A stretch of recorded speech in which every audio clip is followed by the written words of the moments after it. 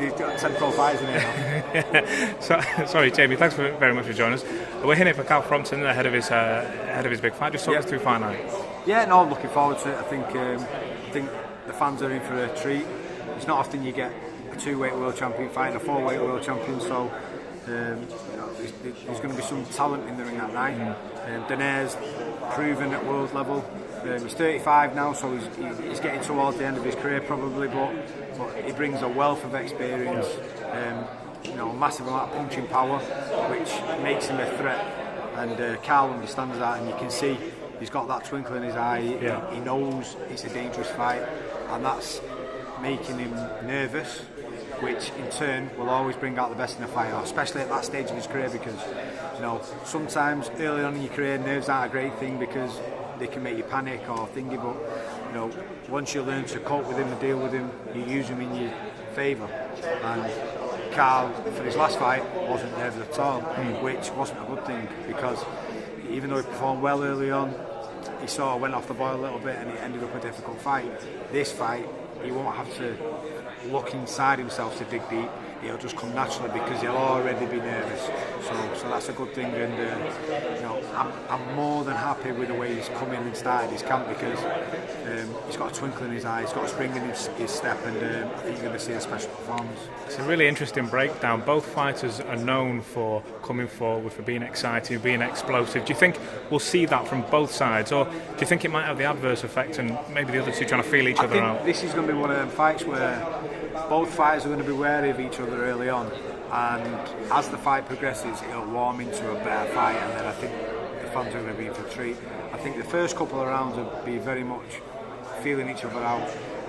Both will be wary of each other, and then one or the other one lands. I think that's when it'll sort of catch fire and it'll take off. So my job is to make sure Carl contains himself, doesn't get too excited, too carried away, and we set the game plan out so that he keeps himself out of danger as much as he can, because Donaire's a fantastic puncher.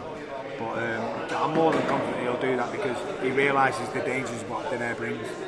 Obviously you work with Carl, know him very, very well. What ambitions does he have left in him? Where does he want to go in boxing now? Does he want to go back right to the very top?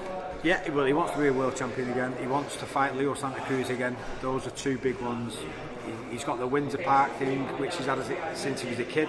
So, if all being well, coming through the Donaire fight, then that'll happen in the summer. Who's going to be in the opposite corner, we don't know. Ideally it would be Santa Cruz, but it doesn't look like he's going to travel. So, will it be the winner of Selby Warrington? Will it be Quigg? We don't know. We don't know who it's going to be. But in an ideal world, it'd be Santa Cruz. That might not be able to happen until the end of the year. So we'll see. But first things first, he has to come through Donaire, and then otherwise none of that other stuff will happen.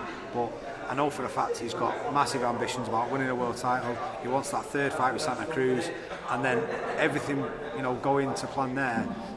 He'd love to be a 3-weight world champion. He'd like to go super featherweight and move up and win a world title there. So, let's not jump the gun. Let's get Donaire out of the way first. But he's still got big ambitions in the game.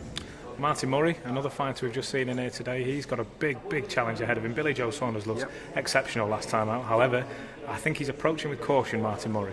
Yeah, do you know, Martin's a terrific fighter. He's got proven pedigree, and he should have been a 2-weight world champion.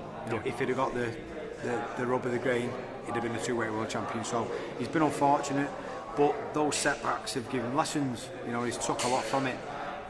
But Billy Joe Saunders looked phenomenal in his last fight.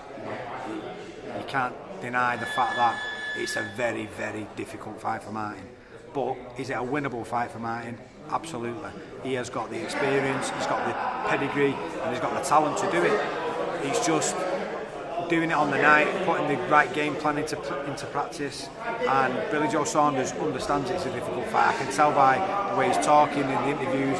Dominic Ingle knows they've both got a lot of respect for Martin, as we have them for it as well. So, there's not going to be any trash talk. There's no need for trash talk in this fight. This is one of the fights what doesn't need selling. The fans are in for a treat, And I know for a fact, win or lose, Billy Joe Saunders is going to be in for a hell of a fight. But I've just got a feeling that this is going to be Martin Murray's night.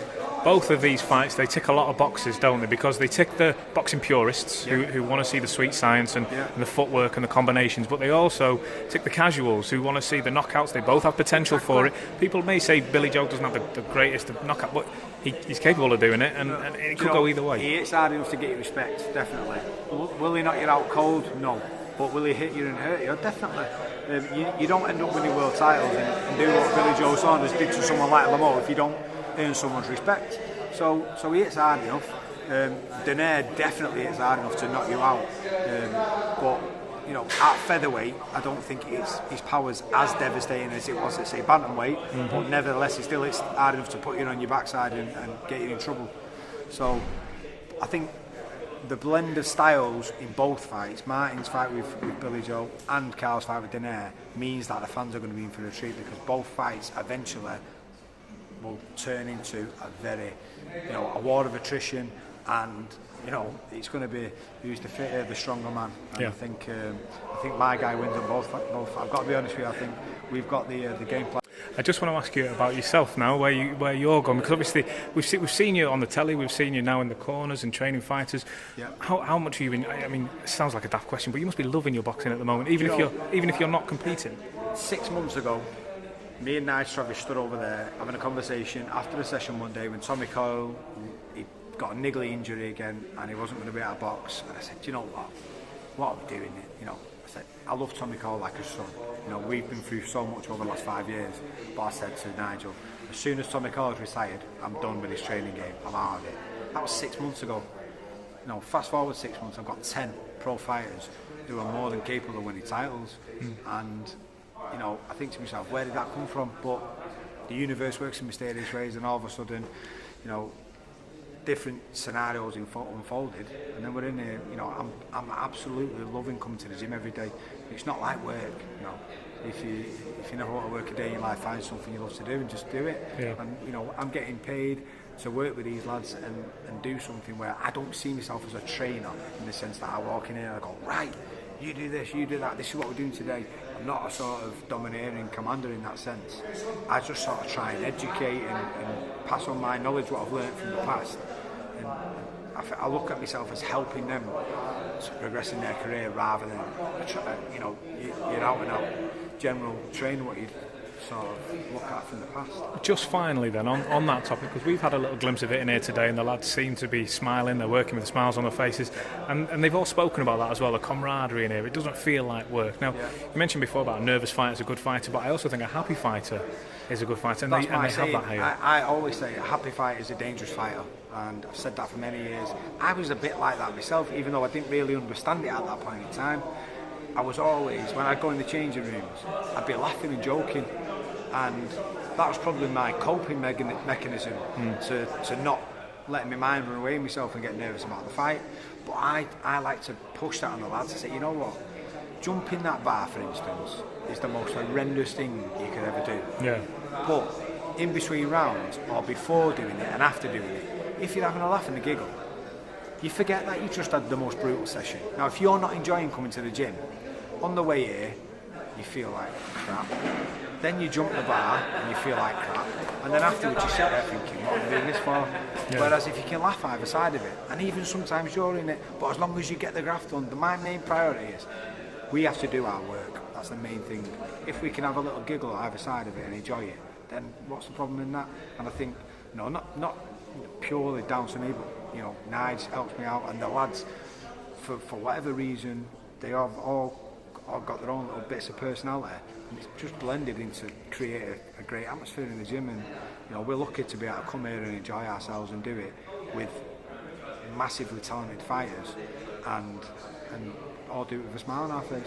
Just one final note then, Jamie, give us a prediction for the two fights we spoke about today. Well, Martin v Billy Joe is the first one up, and I think Billy Joe is a tremendous fight. I just think Martin Murray's experience from those bigger fights in the past will stand him in good stead. By no means do I think he's going to win it massively, but I think it's going to be a very close, tough fight. I've just got a feeling that Martin can beat him on points. And Carl? Carl, again, I I think it'll be a cagey affair early on, but I think one of them will land. Hopefully my guy, but I think at some point someone will land a good shot, and then I think the fight will catch fire. I think it'll be a bit of a dogfight. I think Carl, he's the bigger, stronger man, and I think that'll stand him in good stead. But I feel he can get him out of there. I think if Carl does the job right, I think he can get him out of there in 7 or 8 rounds. Jimmy, exciting couple of months ahead. I wish you all the best. Thank you very much.